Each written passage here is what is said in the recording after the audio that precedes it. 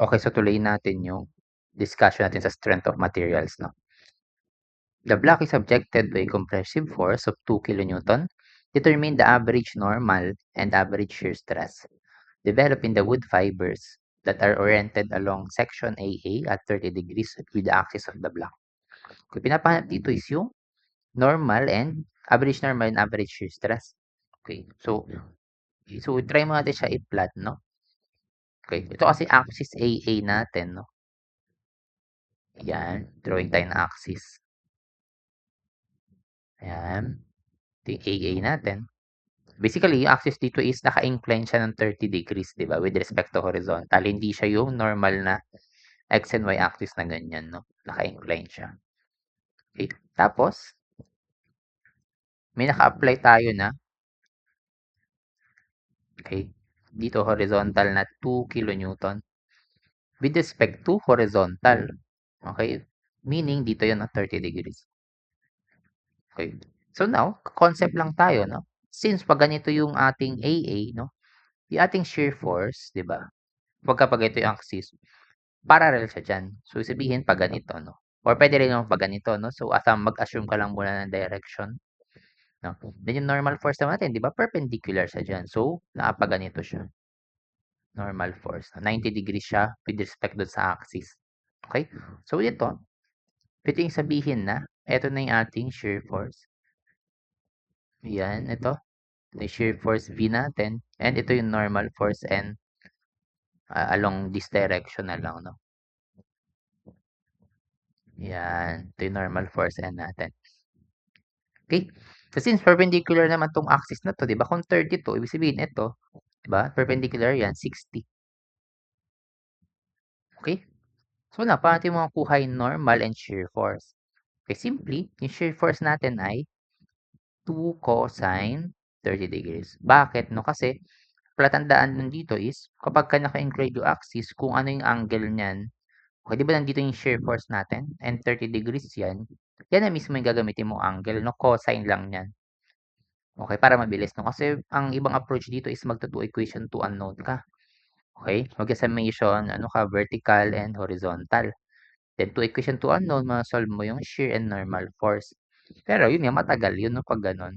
Ito yung pinakamabilis, no, na way, okay? Basta tandaan mo lang, kapag ka nandun yung angle, okay, yung, kung nasaan yung force na yun, cosine lang nun, no? Cosine ng angle na yun, then times mo nung force na given, yun na yung value nung shear or normal force na depende. So ito, wag niyo input punta sa calc, this is square root of 3kn.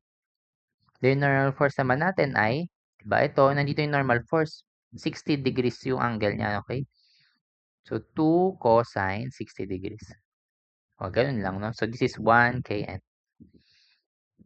Okay? So now, kailangan natin is yung normal and shear stress. Meron na tayong shear force at normal force. Kailangan natin yung area. Okay, kasi diba force over area lang naman yung stress. Okay? So now, drawing lang natin to. Okay, pati makukuha yung area. Okay, dito may dimension tayo na binigay, no? 150 by 50 yung thickness. So kung ito, 150 to, ito 30 degrees, mm. Ito yung kailangan natin kunin. Let ko lang siya as y. Bakit yan? Kasi ito yung axis natin, di ba? Okay, yan yung kailangan natin kunin, hindi yung 150 yung gagamitin natin, no? Okay, kasi ito yung axis natin, di ba? So, ito yung kailangan natin kunin na length. So, pati niya makukuha, simply sin theta lang, no? So, katawa. 150 over y. Therefore, this is equal to, kasi 1/2 to, so 150 times 2, that is 300 mm. Okay?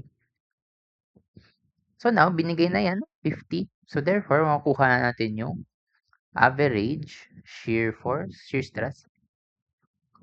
No? So simply, ilan yung shear force mo? Square root of 3 times mo ng 10 cube para maging Newton over 300 times 50. Okay na yun, no? Diba? 300 by 50, no? Thickness. Okay, basta take note lang na kapag ka-inclined axis, hindi ito yung gagamitin mo. No? Kailangan yung length nitong axis na yan. Okay? Okay, so yan lang. No? So, input mo na lang yan, square root of 3 and times 10 cube. over 50 times 300. 0.1155 MPa, no? And 0.115, wait, 0.1155 MPa. Okay, ito yung sagot, no? Okay, then average normal stress naman, yan. So that is 1 times 10 cube Newton all over 300 times 50. Ay, ganun lang, no? Okay, so basically ito, iibahin mo lang, tanggalin mo lang tong 3, o kahit huwag mo nang i-type yung 1, and 0.0667. 0.0667 MPa. Ito na yung ating answers, no? Okay, so ganun lang siya, no? Mhm. Kapag ka may inclined axis, medyo may kaibahan lang siya kasi yun nga sa area, pagkuha ng area, kailangan yung length nito. Tapos yung pagkuha rin ng shear at normal, no? Okay, so again, kung ano yung axis na nakadikit doon sa force natin, kung sa shear, kung 30 yan, yan na yun, no? Cosine 30. Sa normal naman, 60, so cosine 60. O then once na makuha mo na yung shear at normal force, divide mo lang siya nung cross-sectional area natin. Okay, so yun lang naman, no? So thank you for listening. So tuloy natin to sa susunod.